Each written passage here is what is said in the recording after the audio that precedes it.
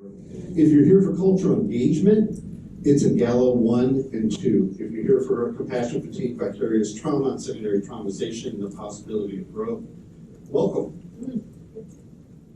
Okay, so we're going to go ahead and get started. My name is Keith Meyer. So just a couple of technical things. If suddenly you can't hear me, I'm using a mic that I have to push on and off. They could put a mic where the mic's running all the time, and that's a really bad idea with me. So sometimes it's good to be able to have some control over what people can hear from me, so on. So, like I said earlier, understanding compassion, fatigue, vicarious trauma, secondary traumatization, and the possibility of growth.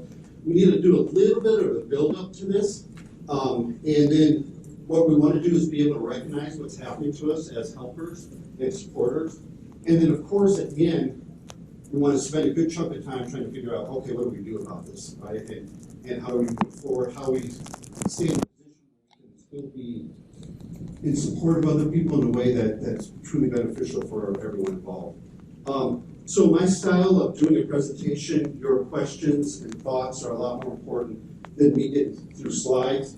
So the most important thing for me is if you have a question, stop me. Don't wait to the end. Just feel like you can make a comment and go from there. So to get us kick-started, we have to understand psychological distress. It's a very simple process here. Psychological distress is simply what happens to us when we experience trauma.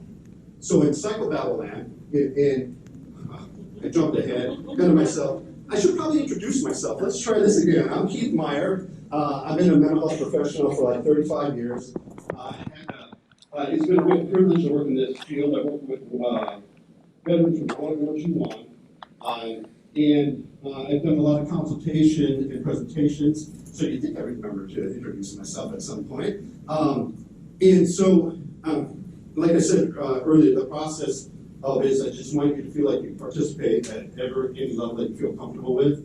So moving into this, we want to, before we really jump into the compassion fatigue part of this, is have kind of a buildup of like an understanding of what happens, like how we get to a point how helping someone can affect us, both mentally, for some people it can be spiritually, and also really important biologically. So psychological stress is the impact that a really stressful environment has on a human being. We have 4 categories in psychobabble land that we look at. One is how does someone get impacted emotionally from trauma? Especially some emotions that people can experience from trauma or a stressful event. There's some feelings that can come up as a result. Panic. I'm sorry, what's that? Anger, rage, absolutely, irritability. What are some other feelings that can come up? Yes? All of them. Make it a lot easier. Okay, I like that. All these feelings, that's right. That's actually very accurate. Yes? Absolutely. So the other is psychological stress outside of feelings are physical reactions. So what was one of the physical reactions that you were mentioning? The shrink. The shrink. Basically feel my body pretty good. Yeah, it feels small. So like a lot of people that experience trauma, one of the ways they can recognize when they experience trauma as an adult is they feel really small. They feel like a child. And even though they cognitively know they're an adult, it's just a natural feeling of shrinking and physically feel like they're shrinking. What are some other physical things that can happen to you when you experience trauma? Fast heart rate. Fast heart rate, breathing increases, very good. Adrenaline, really good. So we got a flavor of it. Psychological distress impacts us physically, emotionally. How does it impact us mentally? Like it can be really hard to make decisions. Confusing. Having to repeat it. Fog, that's the other. So, and then we have that other side of that spectrum of detachment, numbness. I'm sorry. Yeah, it's detachment. We were trying to say. The numbness, okay, wonderful, wonderful. And the last area is what kind of behaviors can you see with psychological distress? Can't talk. Can't talk, really good one. What are some other ones? Spiral. Okay, kind of frenzy, anxious. Okay, yeah. Withdrawal, very good. Isolation, self-medicating. Okay, we got a sense of it. So that's psychological distress. How many people went to Dr. Larry Pruitt's post-traumatic growth? Okay, so we're going to just cover this briefly again and then launch into, okay, what does it mean to provide support, especially if we're talking about shared life experience? So, oh, this is not good. Okay, here we go. So one of the areas that we have with the WDBA, that I'm the Director of Counseling and Wellness at this point, is that we look at, one of the things that we do as in counseling and wellness is we're looking at saving and transforming lives. And so really what that means in essence is post-traumatic growth. When you think of here post-traumatic growth, what kind of things come to you when you hear the word post-traumatic growth? What does that mean to you? I heard, I'm like an auctioneer. If you're going to move, I'm going to call on you. Healing. Healing, absolutely. So what we want to understand with post-traumatic growth, we're not talking about resilience. We're talking about growth in the aftermath of incredible pain. Now, it's not the pain that causes the growth. It's the coping with, having the courage to face it. That's what results in the growth. So, there we go. This is Dr. Lawrence Calhoun and Dr. Richard Tedeschi. They are the pioneers in the field. So they're not trying to say, wow, look what we discovered. We discovered that people can grow and heal in the aftermath of incredible pain. They're just saying, we never tried to study it scientifically. Is there something that's going on for that person? Is it a unique characteristic of that person? Or are they going through a process that results in post-traumatic growth? So this is the first study that we know of with post-traumatic growth. So it's called the Sledge studies. And it's Dr. William Sledge. It occurred in the 1970s.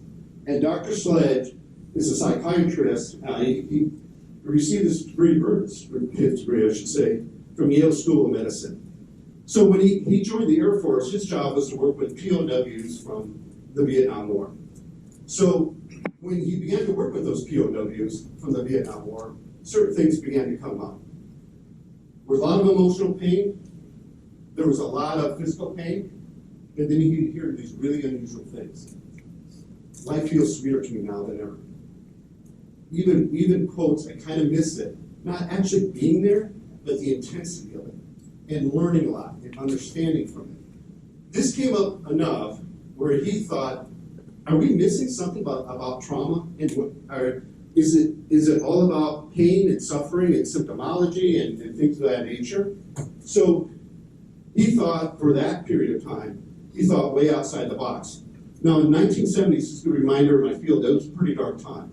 Talked about pathology, neuroses, and we just pathologized everything. I mean, just to cut to the chase. Just to give you an example, somebody who was gay was moved from, we thought this was enlightenment, moved from a mental health illness or disorder to a sexual orientation disturbance. And we thought that was enlightenment. That's how dark those times were.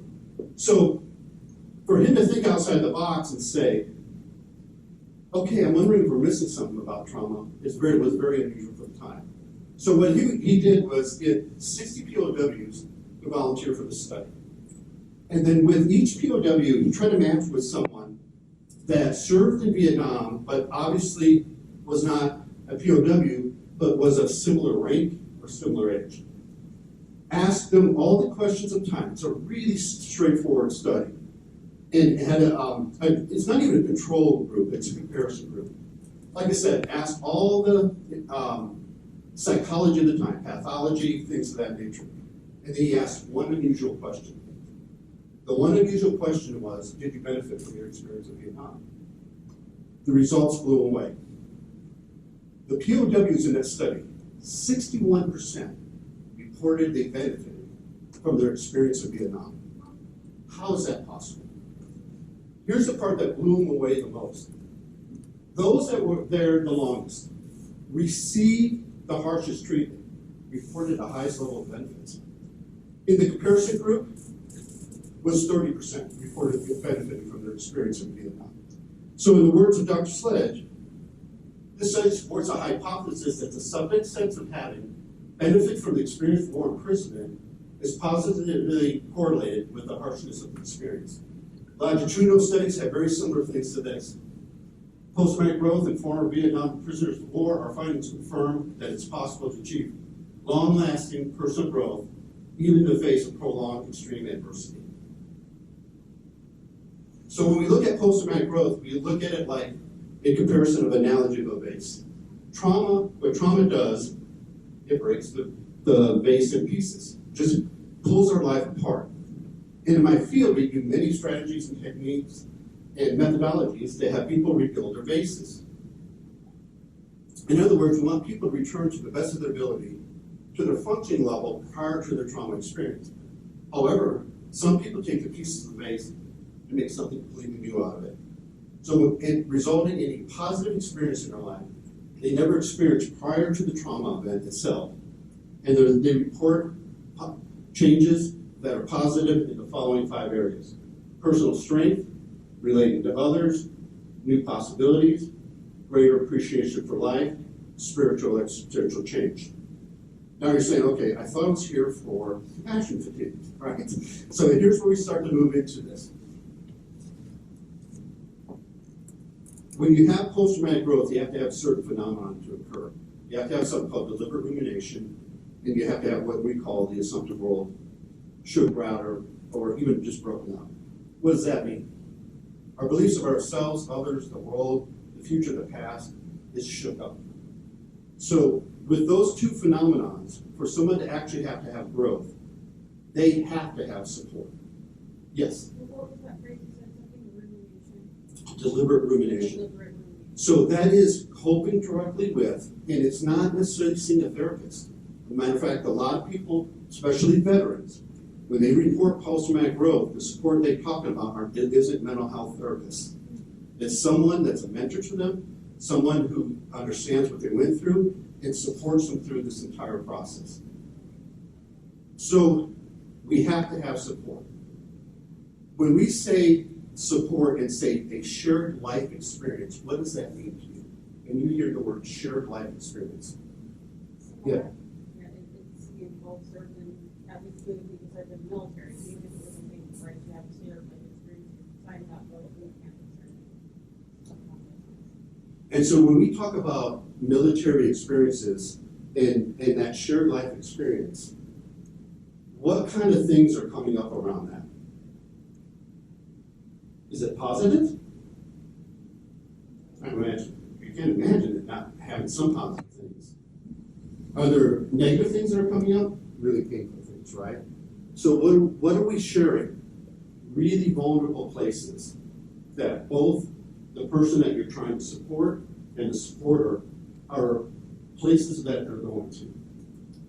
And when we look at compassion fatigue and we look at vicarious trauma or secondary traumatization, what we're looking at, how does the helper, the supporter, the peer support get impacted by going to that vulnerable place over time?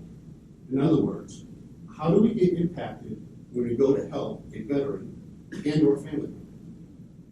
And so what we know is over time, we do get impacted. We can experience growth from that impact. We also can experience a lot of pain from that impact. Actually helps if I carry my clicker with me. Although I get more steps, right? Yes. Kind of reminded, the other thing that I would think of with shared life experiences is it can come with kind of having something in common that neither person maybe feels that anybody else can understand. And so then we're both sitting together with something that we don't think the rest of the world is going to get it. That's a really good point. You have that real shared life experience, right? So as we go to support someone and you're coming from a place of shared life experience, we just want to make sure we're understanding and use the same language, right? So when we use empathy, it's our ability to understand another person's feelings. So for example, as a mental health therapist that has the privilege of work, I don't even know what the number is, with easily well over 500 veterans, I never can say the word, I understand. Why can't I say that word? I'm not a veteran. And what would happen if I said that word? Absolutely. They had the right to walk out of that moment, whether they were kind and waited to the end or not. They had every right to do it. So as a veteran, and I listen to other veterans blowing each other smoke about, what branches they came from or whatever, just giving each other business. If I pipe in, what happens? Turn on you. I'm gonna get my ass kicked. Yeah, I mean, I'm just gonna be honest, it's not a good plan, right? But you learn, but that shared life experience, what you can do because of that is you build that trust, right? Now we have a faith, we have an agency that we can work with. And so when you go to say, go see Keith, that makes a world of difference. I can't tell you how many referrals from veterans came from veterans I worked with. Because why would they come to me? I mean, why would they? It was them referring directly to me. So that shared life experience, what you bring is so essential, so important, and we want to understand the impact. So you being able to understand is so important. Compassion is the desire to help alleviate the suffering. You want to be there because you want to help. You want to make a difference. A lot of peer support, it's about that new mission, new purpose in life. And when we look at, we hear suicide prevention, having that new mission and purpose in life, it really produces what we call protective factors. In other words, we have meaning to life, and that moves forward. And a lot of things that would pull somebody down helps them to move forward with that new mission and purpose in life. So, just some general information about compassion fatigue, vicarious trauma, secondary traumatization. I try to pull from many different points of view on this one. 60% of the people that experience that's in the helping field will experience compassion fatigue, vicarious trauma, and secondary traumatization. Professionally, I've never known anyone not to be impacted by this. So I hear some don't, but just to let you know, it is literally an occupational hazard when you go to help someone that is struggling, especially with trauma. It has a significant impact on the helper. Everyone is vulnerable to this possibility. It has nothing to do with character or being, intelligence, skill set, things of that nature. It's just really important that you know if things can improve once you recognize what's going on. So, I'm going to take just a second to understand these things, these words, compassion fatigue, burnout, vicarious trauma, secondary traumatization, are often used as the same meaning, and they're not. They're actually very different from each other. So when we go to support someone, we have to recognize what's happening to us specifically so we can know what to do and how to get better and support each other and how to get better. So in my field, the diagnostic manual, DSM-5, TR, we have no definition for that. So we have to learn what we are defining it, and in the future they'll have definition. So we have to define this based on the research that we do have. So compassion fatigue. It's really important that we understand it is not the one event. It is not the one time. It's not the one painful time. It is the thousands of times that this occurs. It is an accumulated effect. It is the profound exhaustion that somebody experiences over time when helping someone. It is the gradual erosion from our ability to connect with another human being. When we have this, we lose our empathy, our hope and compassion, and it can affect any of us. So remember, it's an accumulation effect. This leads to resentment. What is it that we are resenting when you have compassion? We are resenting someone who's asking of us something emotional. What happens when people get overwhelmed and overburdened that way? When somebody experiences that fatigue and they start hearing trauma, or hear about a stressful event, what kind of things do you think they start doing? Blowing it off, ignoring it. I'm sorry, this is something else. Comparing. Yeah. Comparing. Good. I didn't even think of that one. That's really good. Anything else? Checking out. And it could be the opposite. It could be, oh, I know you can get through it, you'll be fine. Not want to dismiss the pain in some way. It could be true avoidance, or it could be just diminishing of wanting to engage with. That's what you resent. So in my field, we call it clinical error. I'm sorry for it because I have to base it on research. All that means is we start to interact with someone and we're not thinking as clearly because we're reacting to ourselves and what's going on inside us versus what's happening in the moment. We have poor judgment, right? If we're not thinking clearly, we make decisions that don't make sense. And we can start thinking that people are being emotional for wrong reasons, like, wanting attention or things of that nature, when actually they're just suffering and it's you that's been impacted. Loss of respectful stance when working with someone where you're having compassion fatigue. What can that look like?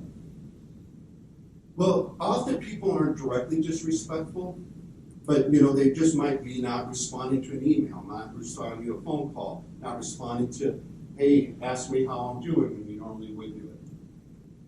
I can feel angry and guilt. So here's an example. A person I just talked to that I did this presentation on said, I'm taking care of my mom, she's elderly, and I'm finding myself getting really angry with her. Mom, I told you, we have this appointment today. I told you, you need to get your shoes on. And then she was just stunned by how angry she was, and that made her feel like, what kind of bad person am I? I'm not even taking care of my own mom. But my mom has been there for me in my life. And again, that's not the issue, is you're feeling compassion fatigue. Over time, it can lead to anxiety, depression, substance abuse, and chronic pain. We'll explain why the chronic pain. We'll go back to that psychological distress that we talked about earlier. I'm going to come back to this one. I gave an example, but I'm going to come back and do other examples while we pull all this back together. So the next one, so that's compassion fatigue. This is vicarious trauma. Now, vicarious trauma is we get to be impacted by the trauma that we're hearing about. Not necessarily our own trauma, although it can pull up our own trauma, but we begin to be impacted by the trauma that we are experiencing with the other person. Similar to compassion fatigue, this is an accumulation effect. It's not the one time, it's the thousands of times that you get exposed. The first thing that we begin to see when people have been exposed to vicarious trauma is a shift in their worldview. And that worldview is we begin to see things from a negative point of view. Like, for example, one that just came up recently with someone I worked with is they worked with human beings that were homeless. And they began to see everyone around them as homeless, just walking by someone who was just going to the store but wondering if they were homeless. Also, like, how in the world can we live in a world, for example, ask veterans to put everything on the line and not take care of them when they need to be taken care of? Where's the justice in that? And that begins, that change in worldview begins to impact how somebody sees the world on an ongoing basis or a daily basis. So the other thing that we begin to see is we understand with trauma there's an intrusiveness, right? Nightmares, memories, feelings, thoughts. But the intrusiveness with vicarious trauma is not our own trauma. It's what we're experiencing throughout the day with helping other, in this case, veterans, or helping any human being that has gone through a really stressful event and experienced trauma. So now it can pull up our own stuff simultaneously, which can make it really, really challenging. But we're really re-experiencing the other person's pain. We can have nightmares, we can have reliving experiences, and we can become emotionally numb and detached. Now, emotionally numb and detached isn't a lack of empathy. It's protecting our feelings. Whereas compassion fatigue is a true emotional exhaustion.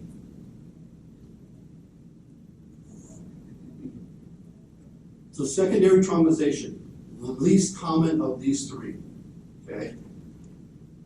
This is where one time a very traumatic event that has been observed or learned about in detail results in somebody beginning to enter psychological distress themselves and can eventually lead to symptoms of PTSD.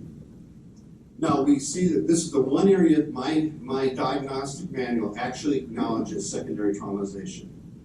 Under PTSD, they'll say, what is a trauma event? They'll actually acknowledge, for example, first responders and the impact of learning about details of something that was just horrific. Sometimes you'll see this with like a juror that learned about a very graphic, horrible death or sexual assault in details with photographs, that one-time event leads to that psychological distress that can lead to PTSD symptoms. Now, I want to be careful with this one. There is some research that suggests with secondary traumatization that what comes up sometimes around that is unresolved trauma the person has themselves.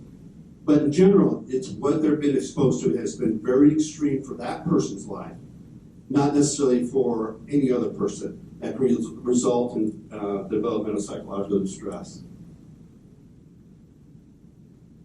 Did anyone go to the presentation on moral injury? Okay. So, moral injury, is everyone familiar with moral injury? Would it be helpful if I told you what moral injury was? Okay, I can start with that. So moral injury is, we have attitudes, we have beliefs, and then we have our core values. At our core, we see ourselves a certain way. We see ourselves as a good person, or a person who's honest, or a person that lives by justice and does the right thing.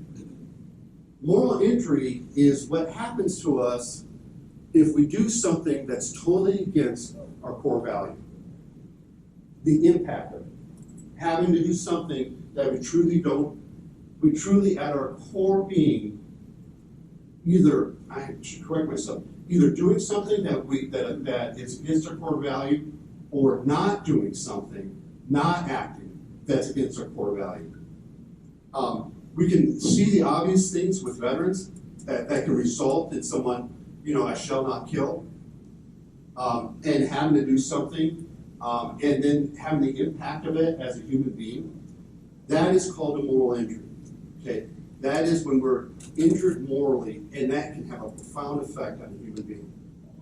And the profound effect can be as significant as PTSD itself. Now, it doesn't mean it's going to result in PTSD, but it is, the human being is at their core feeling like, I am a bad person, I've done something horribly wrong. I'll give you an example of this. I worked with a veteran. We were in the process of saying goodbye. We made so much improvement. One of the biggest things that he improved on was his relationship with his family. And we were talking about that. We had about 2 more sessions left. We were finishing up like what to do in aftercare and blah, blah, blah, stuff like that, right? And I go, gosh, it's so neat how you love being with your family and your wife and your kids. And then he stopped and goes, Keith, I mean, it just like brought almost tears to me. And this is like 2005, so moral injury wasn't even around. And I'm thinking to myself, I just shared so many intimate things, and he shared so many intimate things, and I had no idea this was going on. So that moral injury, that he did something so horrible that he was sure he was going to burn in hell. So that's moral injury. Moral distress is not that far down the spectrum. Moral distress is you work for an agency and you're having to do choices like not help someone when you think they need some help, or having to help someone that you think is taking resources from somebody who really needs it. So we begin to have moral distress, and that begins to impact us like compassion fatigue, vicarious trauma, and secondary traumatization. I'm going to talk least about this. This is the one that most people are familiar with. It's a burnout. It's just a physical, mental exhaustion. It's being in a job that has low job satisfaction. It's not being in a job that you don't like a very common one is working with homeless human beings. There's not enough resources, you feel like you can't make a dent, and just over time it just becomes exhausting to you, and you feel burned out. Being in a burnout position can lead us to be more vulnerable to compassion fatigue, vicarious trauma, and secondary traumatization. So other signs of burnout, you answer the phone by saying help. Your garbage can is your inbox. Visions of the upcoming weekend help you make it through your Monday. Your phone exploded a week ago, and you think how relaxing it would be if you were in jail right now. So If you don't mind, so a couple of things. I know this is the last training of the conference. You had a ton of information. You guys are hanging in there really, really well. And I promise we won't be late. We'll be getting out on time. I wanted to do all that. But I do help if we do a little bit of interaction. It's helpful. So if we could just take a couple minutes, talk to each other, and just discuss what you see are the differences between compassion fatigue, vicarious trauma, secondary traumatization. You can even talk about moral stress and moral injury, or just your experiences yourself or what you see in other people when they're experiencing that. So just take a couple minutes to talk to each other. If you want to stand up and just stretch for a minute, feel free to do that as well. Just try to give yourself a little bit of a break from this information. Again, you can just look up at the screen if you want to just see what you're going to be talking about.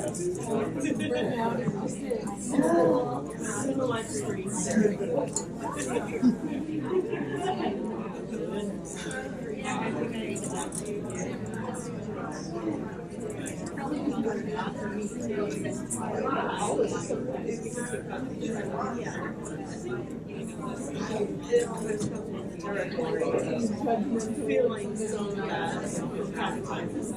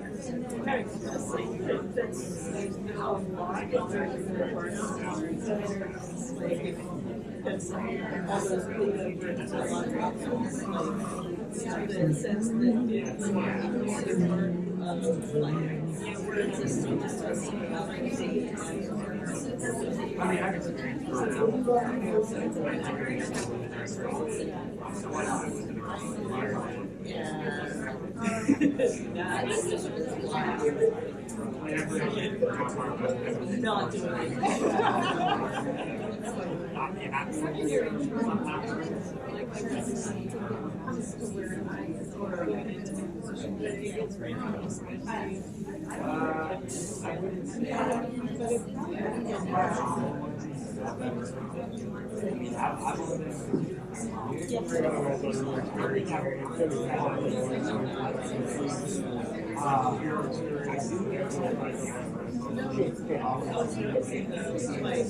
where it mentions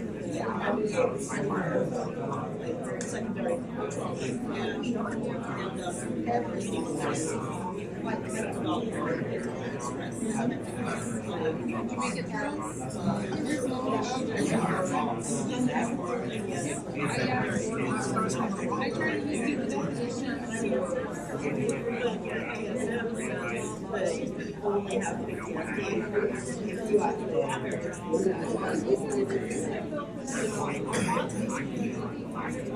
I don't know, that's what I think is going to be this.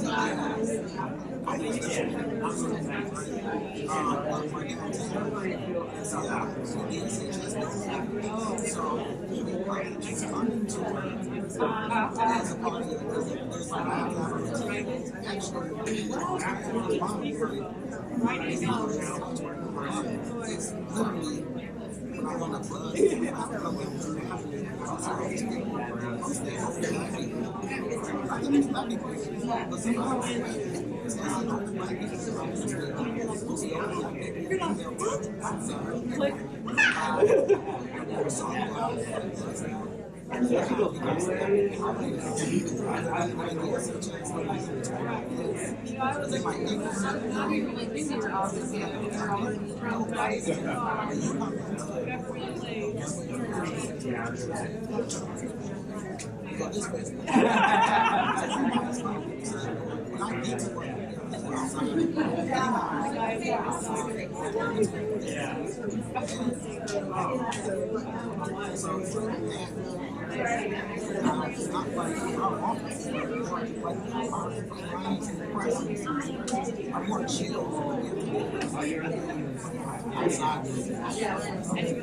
that help your burnout? You're like, oh, my clients are better. It can be overwhelming. I'm just on my way to work. I'm not here. Outside.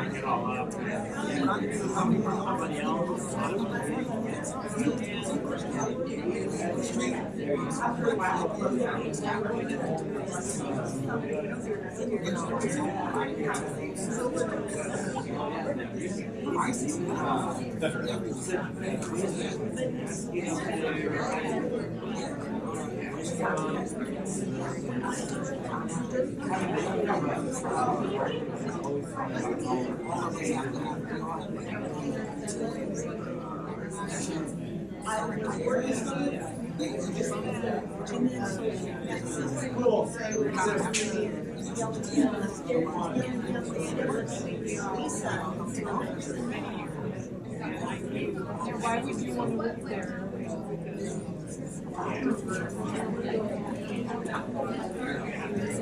Better than me, I probably would stick it out. I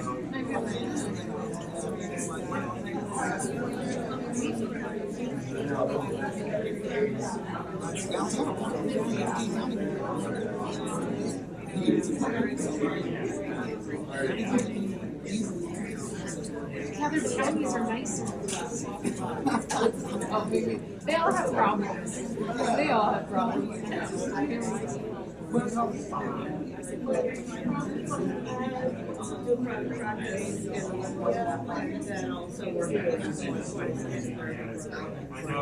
I really appreciate the lively discussion that we do. So, just for the sake of time and my commitment to make sure you get out, and if we can get you out a few minutes early, because I know it's been a long conference, a good conference, but a long conference. Yeah. So if we could end the conversation. Hello, if we could end the conversation. Thank you, I appreciate that. But I would love your participation. Any thoughts on what the differences are and what does that mean to you? Or maybe you guys were talking about something else. Yes.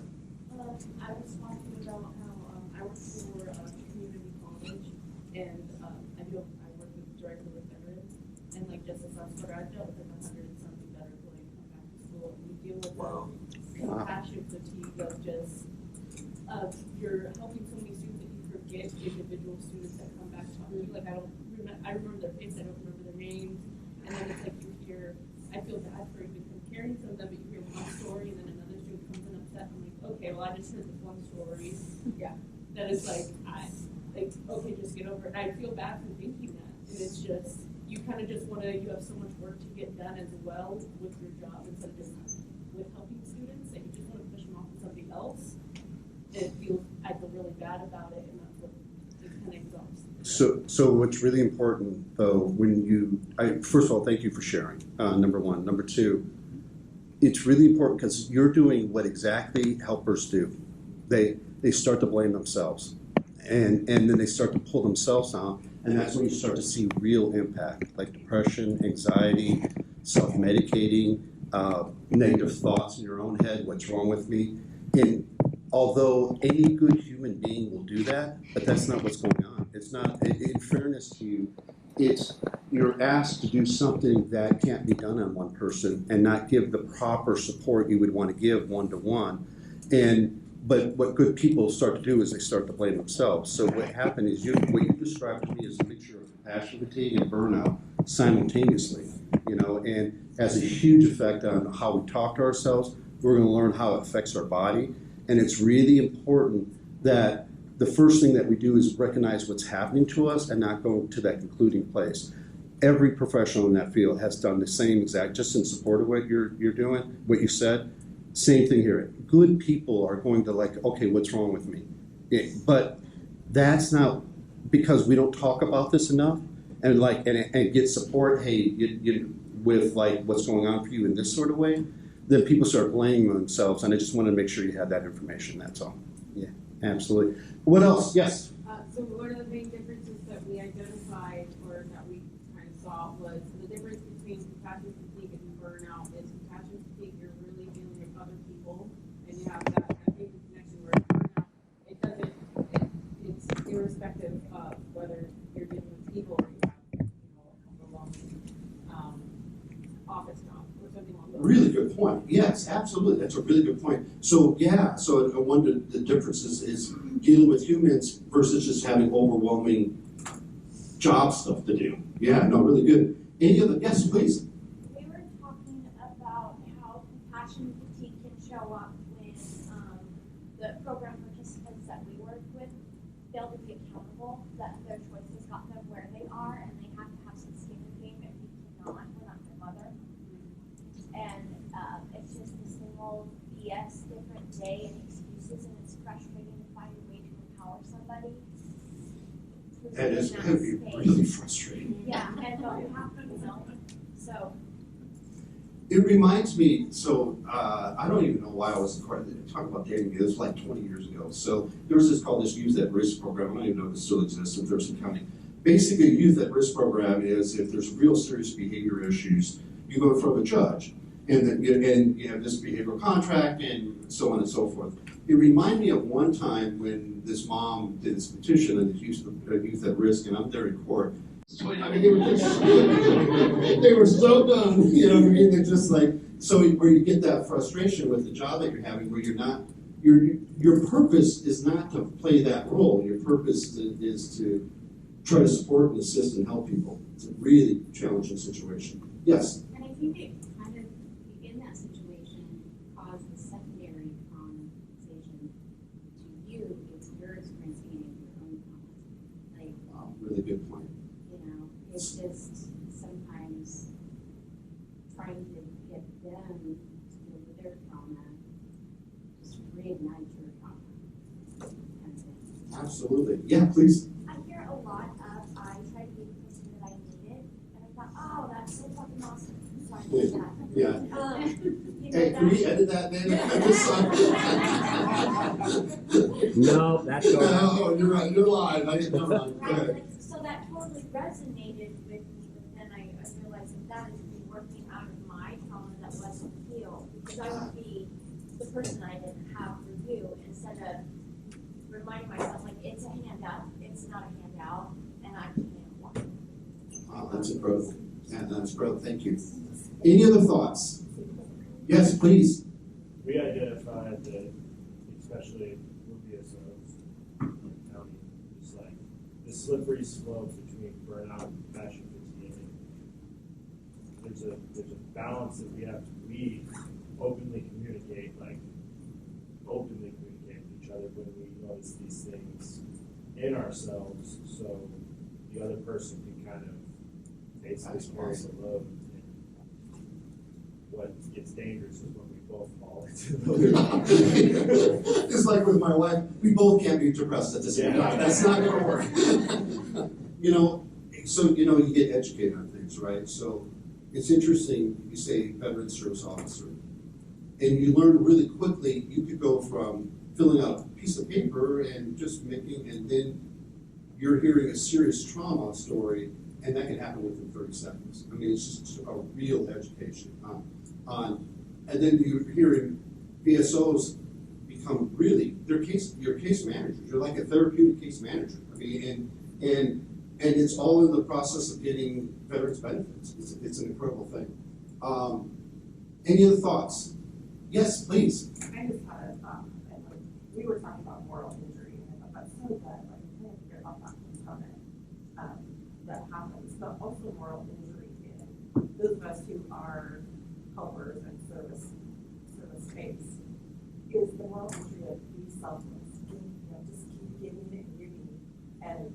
like one of the other persons we talked about, you know, they always talk about not oxygen masks, but actually taking that, and applying it. You know, we speak it, you know, take care of yourself, do this, but you actually have to put that into practice to keep yourself balanced, keep your mental clarity, and to get away from that stress.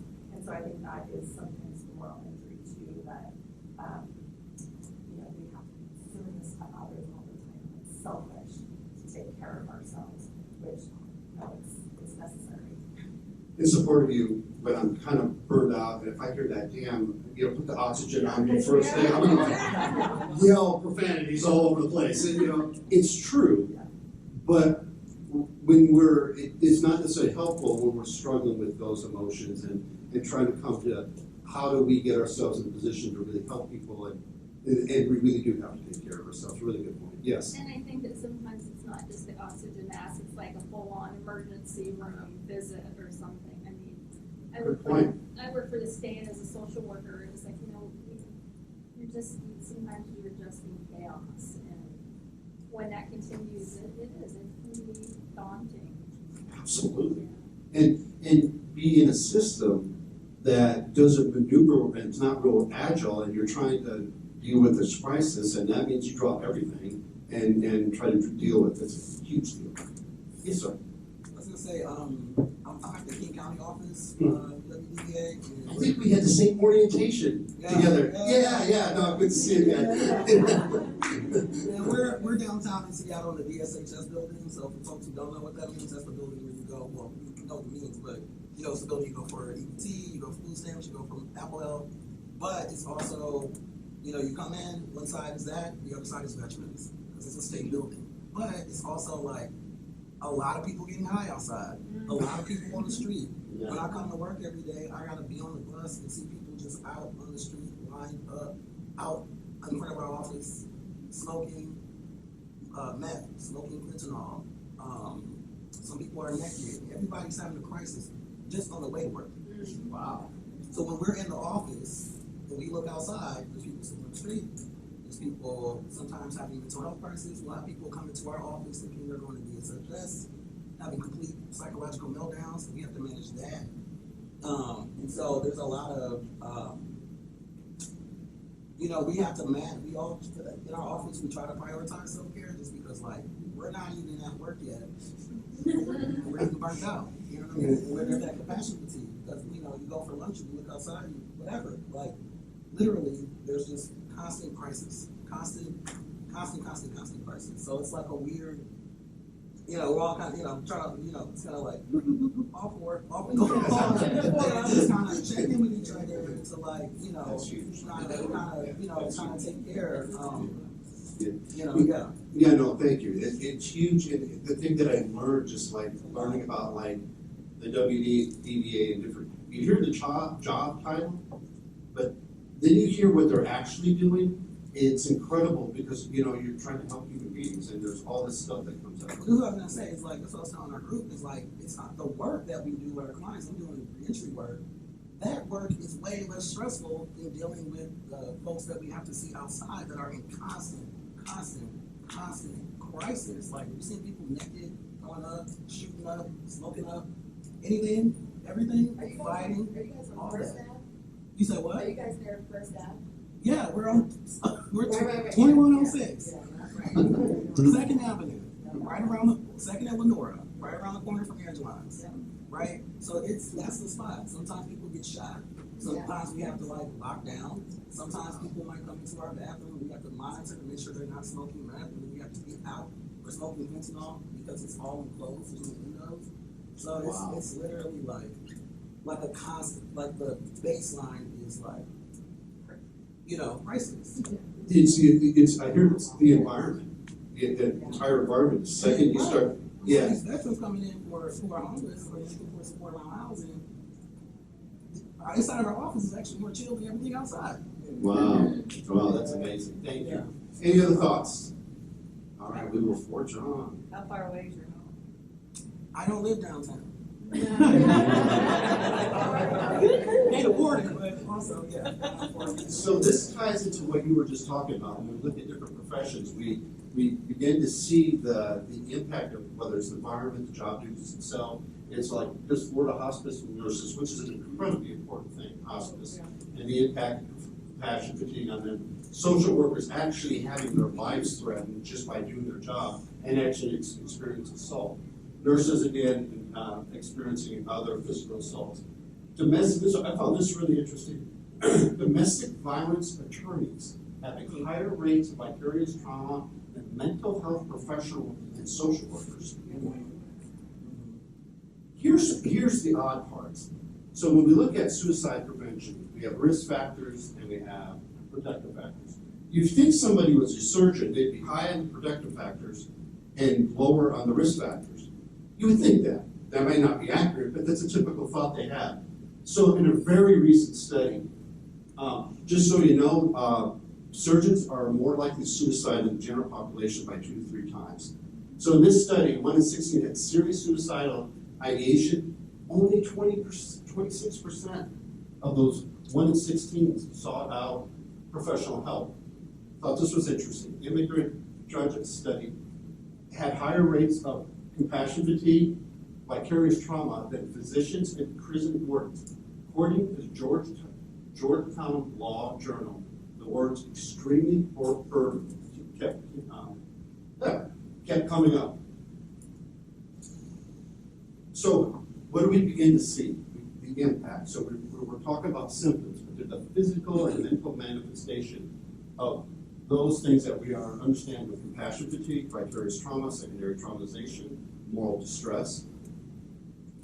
Physical and emotional exhaustion. That one was really clear, right? Poor sleep. Increased use of drugs and alcohol. It's a very common thing for people to want to self-medicate. Again, we see that in increased intrusive nightmares, increased missing work. Very common because you're overwhelmed, you're fatigued. Depressed mood, anxious feeling. We talk about this. How do we avoid and silence clients? What are some ways? We usually tell somebody, shut up or whatever, we don't normally do that. How do we avoid things again? Again, maybe not return that phone call, email, or go and flip on the other side of the spectrum, or, hey, no, don't worry, you've gotten through hard times before, you'll be fine. What we're doing is we're maneuvering around, not having to be pulled at emotionally or not having our own stuff come up. We see a disruption of worldview. We compromise care because we're not tending to our clients in a way that we normally would like to. We have a feeling of helplessness. This is really hard on people that are helping other people when they feel helpless themselves. We also start to see cognitive distortion. I'll pick on myself. I was working with a veteran that I first met with in the first time. So I take that back. Most veterans I've worked with, I actually will see them before my first appointment. They usually come and check out the area, see where the park, see what it's like. It's just a common experience that I had. And so I met him for the second time, but the first time for an official appointment with me. He looked so stressed sitting in the chair waiting for me. And we'll call him Barney. He came in, we talked, he said he had a really good experience. We set up an appointment for the next time. I opened the door, looks incredibly stressed, and I'm thinking, okay, is this not really helping? But then we sat down, had good experience. Third time, same thing, incredibly stressed. So in my mind, I went to my feelings of reality. Wow, he must not be happy here. I must be doing something. Hey, Barney, are you doing okay? What's going on? Notice this. If this isn't working for you, I want to make sure I get you to the right place.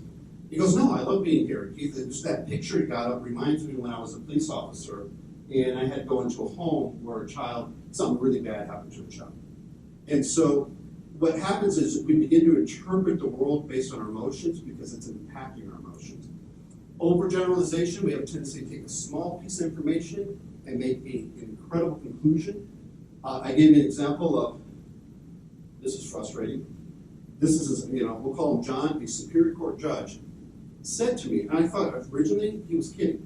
He said, Keith, homeless people get together and organize themselves and figure out what corner they're going to go on so they can, most efficiently get money. I thought, okay, are you joking? So I said jokingly, homeless people, I don't know, about 5:30 in the morning, get together at IHOP, decide what corners, write out the stuff on the boxes, and then the homeless van comes by, picks them up and drops them off. And he wasn't kidding. And what happened was, he overheard two homeless people say, hey, why don't you go on that corner, I'll get on this corner, we won't be in each other's way. But then made this incredible conclusion, like, oh my God, I hope I don't get in front of you, man. But again, small piece of information, drawing a conclusion. A lot of times that information that we're drawing conclusions on is because of the impact compassion fatigue, vicarious trauma, and secondary traumatization has on us. So what we also know by research, there are things going on in the workplace, okay? And this is really important. Poor management can lead to this. Lack of supervision, consultation, lack of support, like you were mentioning before. Large caseload. People being treated unfairly. Poor boundaries, expecting you to work from home. I know we're in a different era. We're talking about after you put in your time at work. Micromanagement and toxic environments. So micromanagement, when we look at psychology, when we communicate, we give it different messages, right? Micromanagement is the most toxic, one of the most toxic ways to have leadership. What it says is you're competent, you're capable of learning, therefore you must be controlled. So it's not just following detailed things, making people follow in very close detail exactly what you're saying. You're giving powerful messages to that person that just erodes trust and confidence in this is a healthy work environment. If you're in a toxic environment, how do you cope with that? If you're in a toxic work environment, how do you cope with that? What's that? Always. Always what? Always busy. Always busy, okay. Over time, if you can't change it, what's the thing that you need to do in a toxic environment? Yeah. What, boundaries and anything else? Leave. Get out. If there's a ghost in your home, leave. That kind of thing. Or if you feel like you can't, you just tune out. Yeah, but what we have to do when you're in the toxic environment is be very compassionate to yourself. So when we say toxic environment, when you said boundaries, that's absolutely accurate. But then the boundaries don't get pushed, and they keep getting pushed. And when you get to that point, it's really important that you get out of that place, and that's not your fault. Okay, so what we want to begin to understand is the medical, and I'm sorry to check my watch, I just don't want to be running you guys past time. The impact this has on someone biologically. So what happens when we have compassion fatigue, vicarious trauma, secondary traumatization, we begin to activate our flight response. When our flight response is activated, what happens to us? What starts to happen to us? You mentioned something earlier, heart rate goes up, breathing goes up, our five senses really become heightened. For example, I should probably talk to the mic, not use my hands so much. Our eyes dilate, so we can broaden our view. What else? What other things that you can imagine that happens to you when your flight kicks in, or what you experience? Flight response, excuse me. Adrenaline, no? Adrenaline going, give you energy, cortisol is pumped through your body, so you experience as little pain as possible. We have energy, this is really important, when we begin to understand the impact of stress on our body, being diverted to non-essential systems. Immune system, digestive system are examples of that. Our muscles tighten, our major muscle groupings tighten. Our blood flow is going to our major muscle groups on top of that. So what happens is there's a fire alarm system in our brain called the amygdala, and it's in charge. What does that mean? We lose access to this. That means our higher thinking, the way we organize, prioritize. Somebody in flight response might even have a hard time talking. So when that happens, we're under stress and we're not thinking as clearly as we normally would. So we begin to see these changes in our body. We lose access to the part of the brain that we use 90 to 95% of the day to try to cope with and deal with, so on and so forth. And compassion fatigue, vicarious trauma, and secondary traumatization activates this system. Long-term stress, so one of the things that can happen with activation of the system, the liver is pumping out glucose constantly. At some point, your body can't process that. And what do we end up having? Type 2 diabetes, you're like raising your hand? Yeah. Continuous glucose monitor that shows me. Okay, gotcha. Yeah. And, The stress glucose dump is showing up. absolutely. Why we get increased pain is moving away from the immune system, our anti-inflammatory system's not working, our major muscle groupings tensing up, and suddenly our pain increases. We obviously can have high blood pressure, chronic pain, heart issues. Again, one thing that keeps coming up in research is increased drug and alcohol use. So here are we going to start with like, okay, now that I've talked about these really depressing things for a while, let's talk about what we can do to get better, and in a workplace environment too. If you guys would be helpful, I'll make sure that you have all slides available to you so that you can use that at any time. One of the things that seems really straightforward is if you worked in a work environment and talked openly about these things and constantly said, how you doing around these kind of things, so that it's acceptable to talk about it. It's acceptable to like engage things. There's high five, I love that. So it sounds as straightforward as it can be. Just having open, regular, ongoing conversations, not once a month, but weekly, if not a couple times a week. Debriefing, talking with each other. That research shows if you have someone you can talk to who understands shared life experience, well, that shared life experience maybe also as a veteran, but also just working in that field in that sort of way, really makes a huge help, especially if it's peer support. Good, consistent supervision is huge. Employees having some control over their schedule, like working 410s or things of that nature, doing those things that are just really supportive. Ongoing training, and it's not just training on this, but training on just like professional enhancement kind of stuff that just intrigues you and you want to grow into.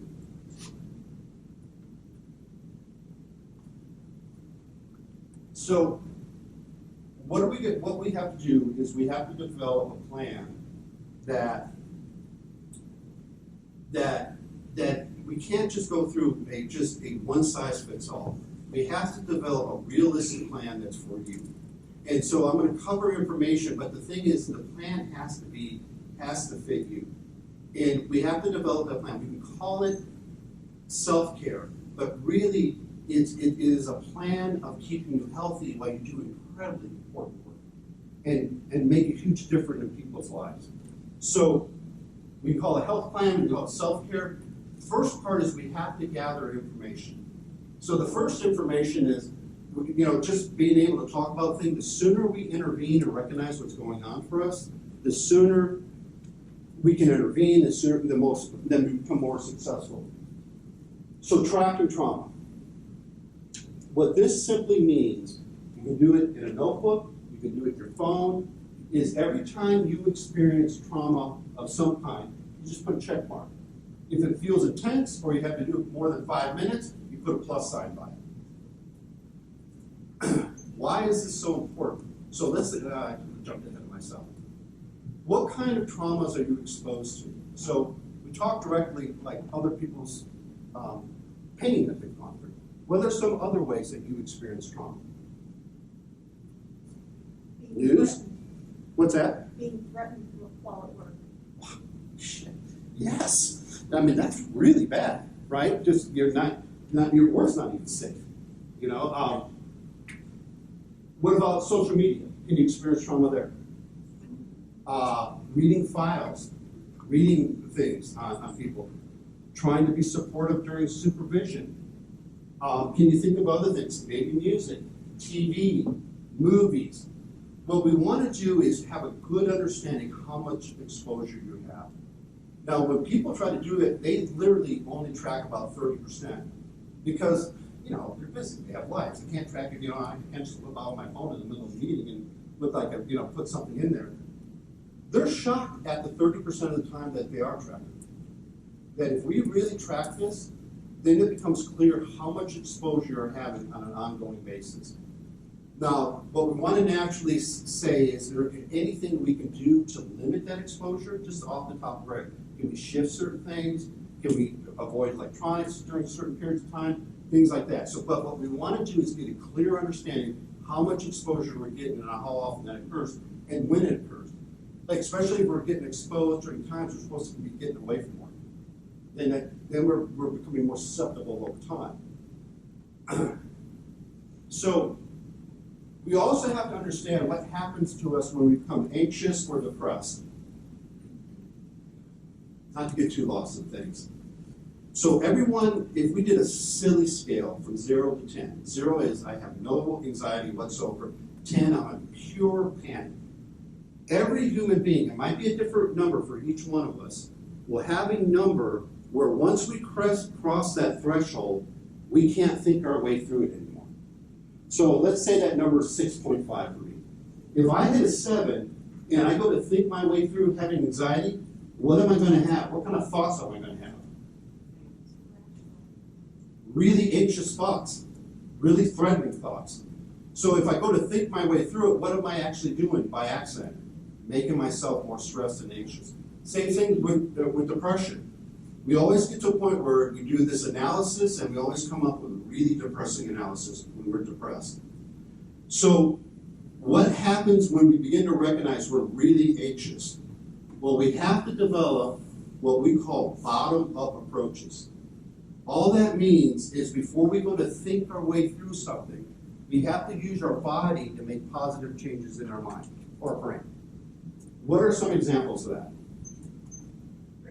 Breathing, absolutely. So I want to be careful because I don't want you to feel like, like the old age, just count to 10, you'll be fine. Breathing, so we have deep diaphragm breathing. And that deep diaphragm breathing, I'm going to just show you.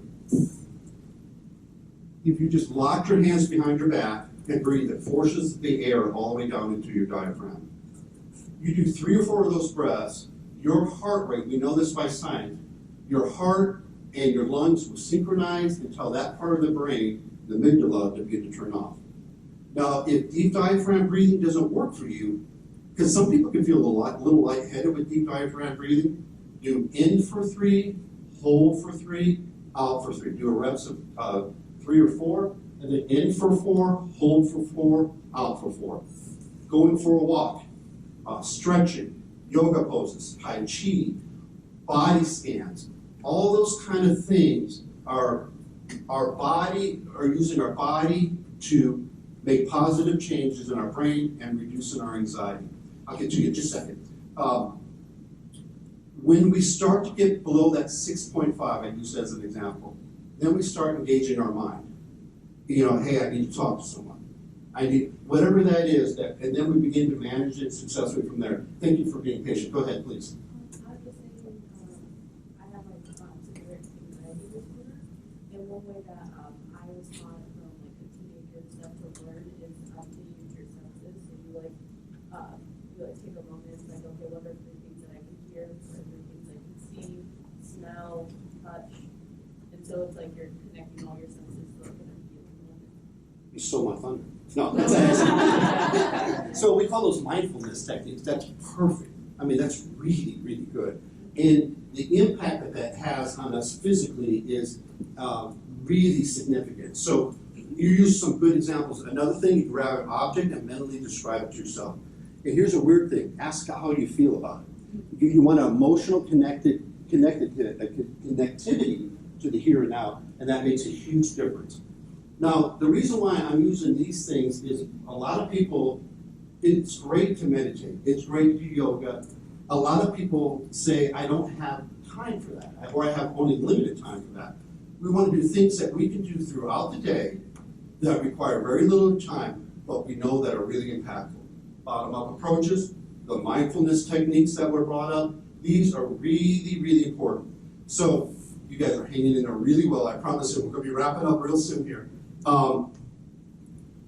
Okay, yeah, real soon.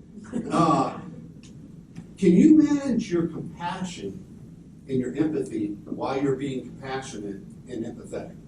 Can you manage that? Is that even possible?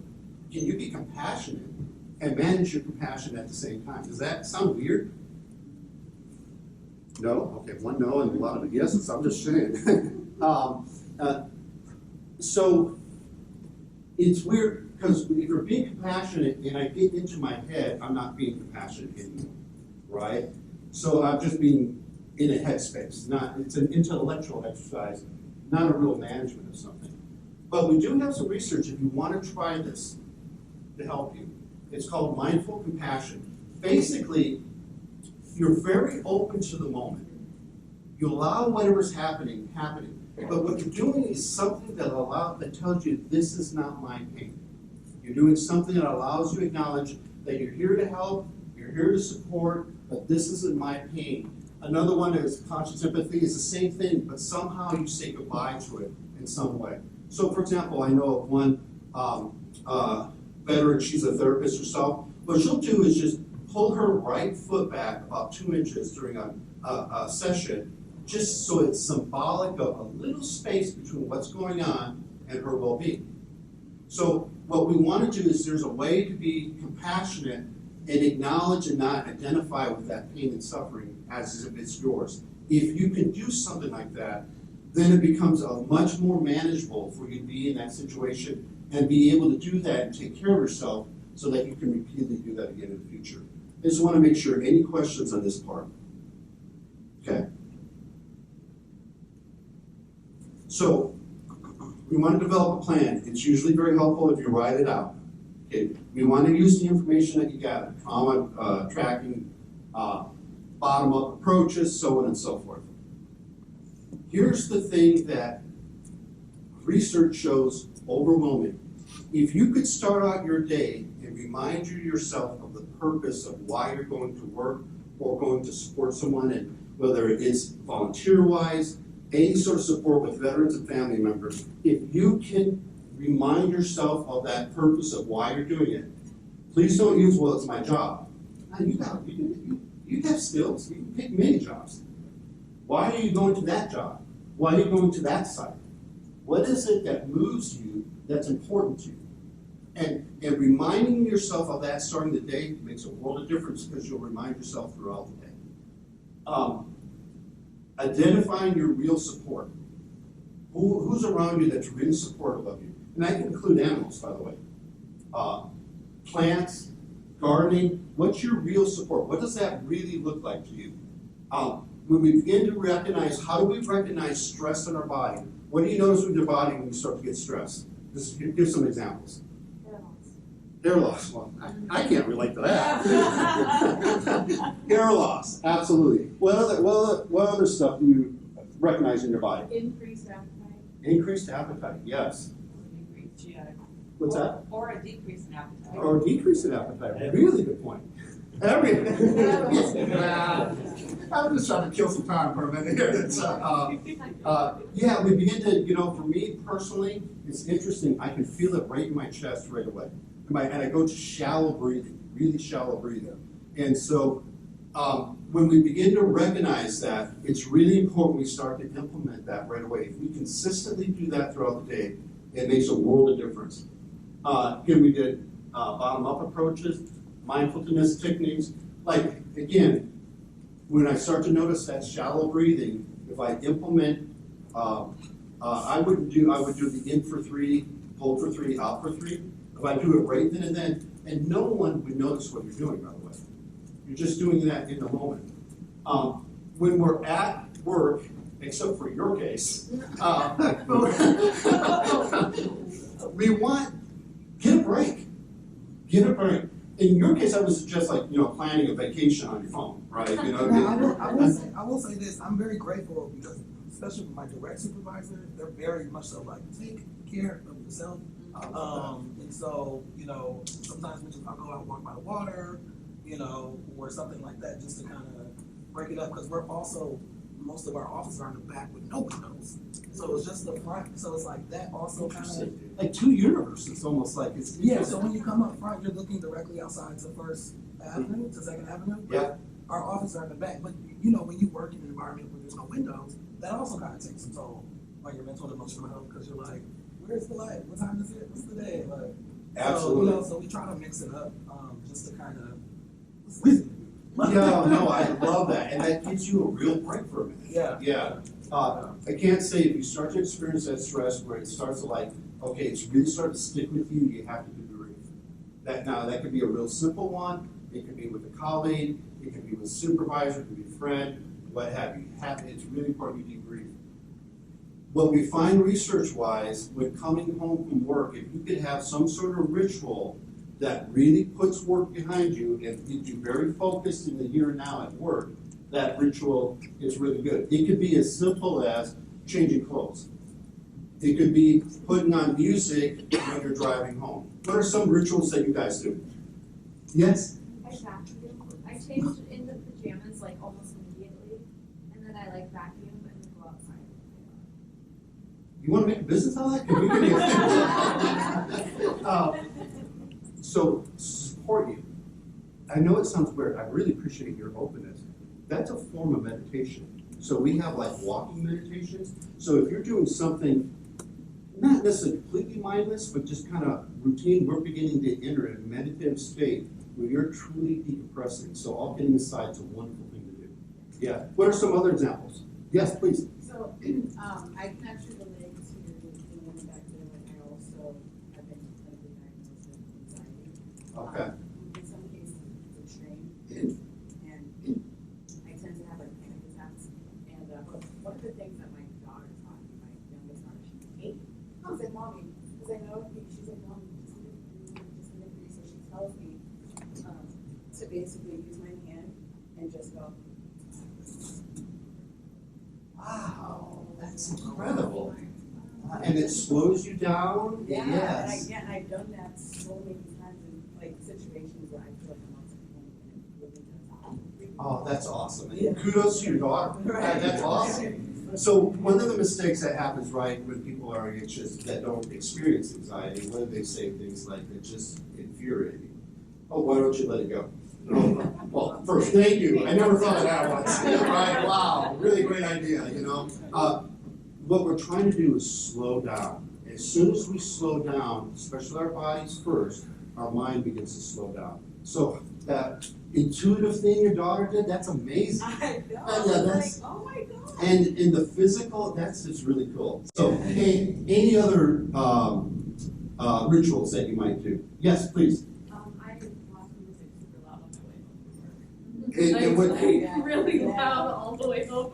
And when we research that, what happens is that stops that automatic thoughts from happening, and you just decompress. I Good. love the thoughts to be quiet, and I just sing along the words so that I'm not thinking about words before I get. Oh, that's wonderful. Those are really, so there's a lot of things we naturally do. Like, for example, some people might start walking. We found research-wise, walking actually soothes that part of the nervous system. It's called the parasympathetic nervous system. Wow, it's late for me too. Sorry, guys. And what that does is this is how we decompress, right? We begin to slow our breathing down. We begin to really decompress.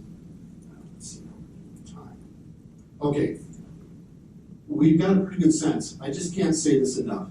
You are really important. What you're doing is extremely important. Take care of yourself. You have my email at the end of this. You can get this. If you want to reach out, just touch base or get resources, please let me know. Just want to let you know, for example, like we have with post-traumatic growth, we can actually grow from our experiences with our job. And we actually have research to back that up. It's just a quick thing. Mental health therapists working with children that were one example that went through sexual assault, who saw them begin to have real attachments with adults in a healthy way, really push those therapists to re-examine the relationships that they had in their own lives and enhance the ones that they had and maybe set boundaries around or say goodbye to the ones that were negative to them. So we can even experience growth with our work. So I'm going to give you guys a couple minutes of your life back. It's like 3:42, so it's not that big a thing. You guys are wonderful. Thank you for your participation. Like I said, my email is at the end of this when you get this. If there's anything I can do to be supportive of you in the future, please reach out. I really mean that. And thank you for coming to the conference. VetCorps members, raise your hand. Is there anyone? Thank you, thank you, thank you, and thank you again. So your volunteer work, all you guys' hard work that you're doing, We're just really appreciate it. Welcome to the WDBA conference, and hopefully we'll see you again next year. So guys, take good care of you. Be safe on the trip back. How many people are heading out of town? Wow, mass exodus. Okay, so all right, take good care, guys. All right, see you later. Bye-bye.